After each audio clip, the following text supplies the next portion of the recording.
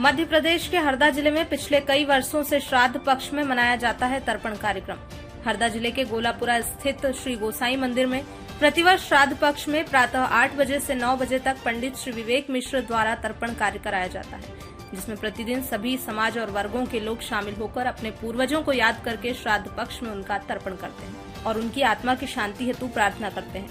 पंडित श्री विवेक मिश्र ने श्राद्ध पक्ष में तर्पण का महत्व बताया है और यह क्यों करना चाहिए इसके बारे में विस्तार से बताया है।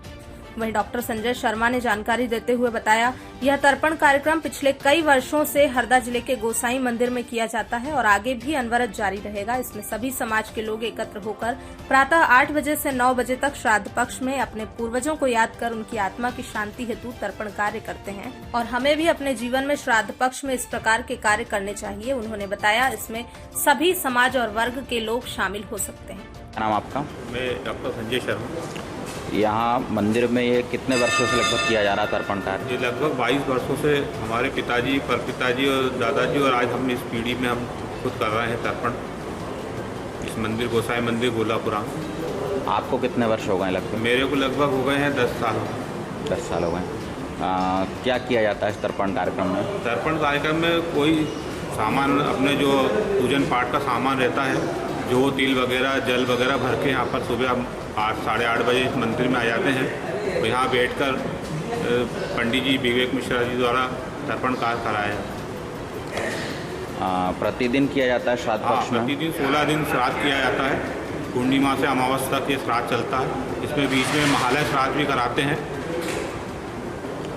और आप हरदा की जनता से और क्या अपील करना चाहते हैं? हरदा की जनता से ये अपील करना चाहते हैं कि जो भी पितृ पक्ष जो चलता है इसमें सब अपने पितरों के लिए श्राद्ध करें।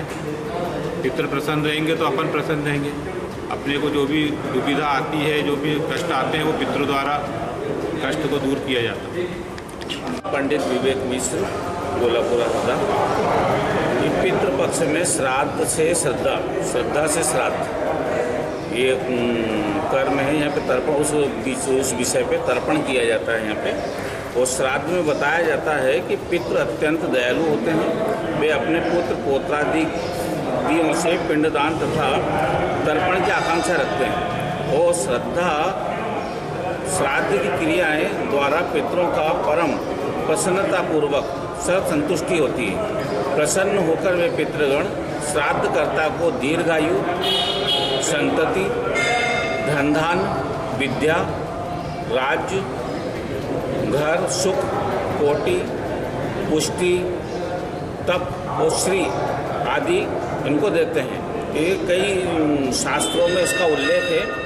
जैसे शास्त्र में बताया गया है, आयु प्रजाम धनम विद्याम स्वर्ग मोक्ष सुखानि च प्रयक्षामि तथा राज्यम पितरः साधुतर्पितः आयु पुत्रान् यशा स्वर्ग कीर्तिम पुष्टिम बलम श्रियम पशुम सौख्यम धनम धान्यम प्राप्नुयात् पितृ पूजयात हो। ऐसे पितृपक्ष जो होता है, पितृपक्ष में श्राद्ध जो होते हैं वो 128 प्रकार के श्राद्ध होते हैं। 128 प्रकार में से एक ये छोटा सा श्राद्ध है, इसको तर्पण बोलते हैं। तो तर्पण में जब पितरों को जल दिया जाता है तो वो हमेशा प्रसन्न रहते हैं और उनकी पौष्टिकता बढ़ती है। इस प्रकार से देखा गया है कि ये पितरों की जो जैसे अपन लोगों के दिन और रात जो होते हैं वो 24 घंटे के होते हैं, ऐसे पितरों के जो दिन और रात होते हैं वो 6-6 महीने के होते हैं। तो 6 महीने के दिन और 6 महीने की रात होती है। उस हिसाब से जब अपने देवसोनी 11 होती है उस दिन उनका सूर्योदय होता है और उस सूर्योदय के समय वे उठते हैं और अपने लोगों का जैसे भोजन का टाइम होता है सुबह दिन में 11 बजे से 2 बजे तक, ऐसा उनका टाइम होता है भोजन का। ये 16 श्राद्ध।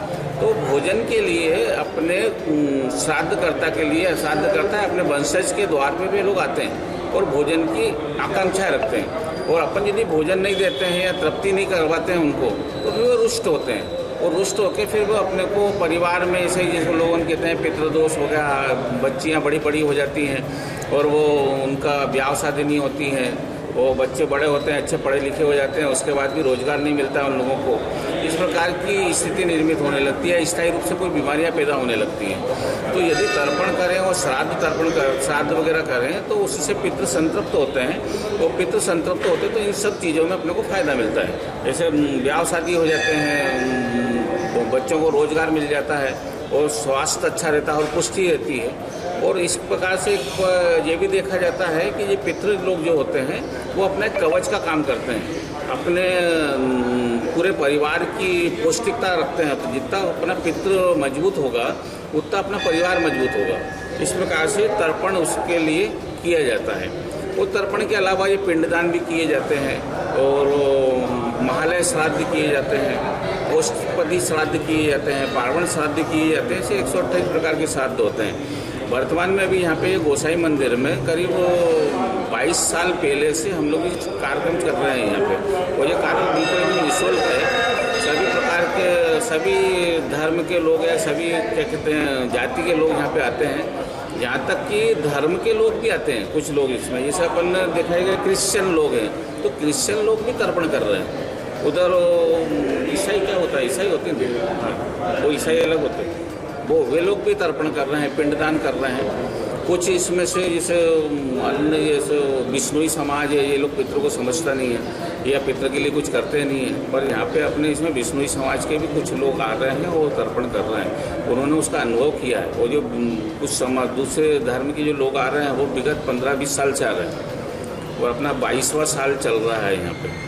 और करीब 200-250 लोगों के साथ यहाँ पे लोगों का तर्पण सामूहिक रूप से किया जाता है। इसके अलावा भी हम नेमावर जाते हैं, वहाँ पे भी पिंडदान करवाते हैं। ये बावरी घाट है सिवनी बनापुरा पे, तो वहाँ पे भी तर्पण और पिंडदान किए जाते हैं। वहाँ पंडितों की व्यवस्था करी है। ऐसे नसरुल्लागंज में नीलकंठ नर्मदा घाट है, नर्मदा जी का, वहाँ पे भी कर रहे हैं। सेठानी घाट पे भी कर रहे हैं। जैसे टोकसर में कर रहे हैं, टोकसर सनावद के पास है, वहाँ पे भी कर रहे हैं। ऐसे कई जगह विस्तृत रूप से ये तर्पण किया जा रहा है। यहाँ श्राद्ध पक्ष में प्रतिदिन किया जाता है यहाँ तर्पण का कार्यक्रम? हाँ, 16 दिन किया जाता है श्राद्ध पक्ष में, इसके अलावा नहीं करते हैं? नहीं, इसके अलावा भी जैसे उनकी तिथि वगैरह होती है तो उनके घर जाकर करते हैं। उसके लिए एकोदिष्ट श्राद्ध होता है, एक पिंड का श्राद्ध किया जाता है। उनकी जो पुण्य तिथि होती है उसमें किया जाता है ये। तो उनके घरों पे कर देते हैं या नर्मदा जी पे नेमावर में बुला के उन लोगों से करवाते हैं। और वे लोग करते हैं तो क्योंकि ये कार्यक्रम क्या है पहले से लुप्त होने लगा था ये, इसलिए हम लोगों ने पहल करी। और आज बहुत से लोग जिज्ञासु हो गए हैं इसको और घरों घर कर रहे हैं। और उनको अनुभव भी मिल रहा है, उनके वंशज सुधर रहे हैं, वंशजों को तरक्की मिल रही है। आम जन से कोई अपील करना चाहते हैं आप? आम जनता से यही है कि प्रत्येक व्यक्ति के ऊपर, प्रत्येक मानव के ऊपर 84 अंश रेतस ऋण होता है पितरों का। उस पितरों का ऋण अपने को चुकाना होता है। ये अपने को सूतक लगता है ना, इनके बाद पता लगा कि सूतक लग गया है, कोई शांत हो गया है या कोई जन्म हो गया है, तो वो कहता है 5 पीढ़ी तक लगेगा। तो 5 पीढ़ी तक जो सूतक होता है वो 84 अंश रेतस जो ऋण होता है चंद्रलोक का, उसको सूतक लगता है। जैसे पिता के लिए 28 अंश होता है, दादाजी के लिए 15 अंश होता है, परदादा के लिए 10 अंश होता है, उससे ऊपर 6 अंश होता है। फिर ऐसे करते करते जो 7वीं पीढ़ी होती है उनका 1 अंश ऋण होता है। उनका वो अंश जो ऋण है वो अपने को चुकाना चाहिए। यदि वो अपन चुकाते रहते हैं तो अपना पितृ मजबूत रहता है। पितृ मजबूत है ना, अपना मनोबल मजबूत रहता है, अपन स्वस्थ रहेंगे, परिवार संपन्नता रहेगी और ऐश्वर्यता बढ़ेगी।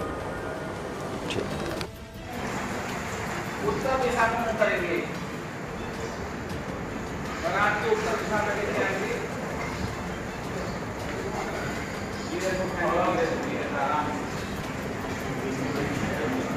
और जनेऊ को कंठ में करेंगे माला के समान।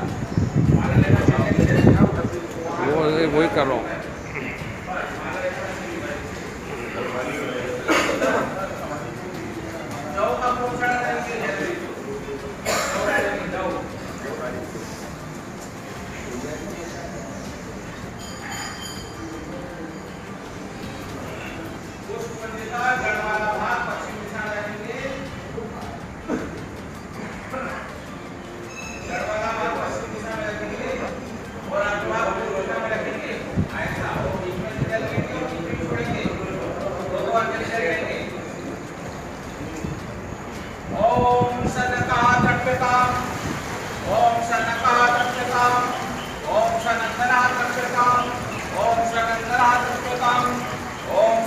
सनातनार्पिताम् ओम सनातनार्पिताम् ओम कपिलार्पिताम् ओम कपिलार्पिताम् ओम आसुरीर्पिताम् ओम आसुरीर्पिताम् ओम मोडूर्पिताम् ओम मोडूर्पिताम् ओम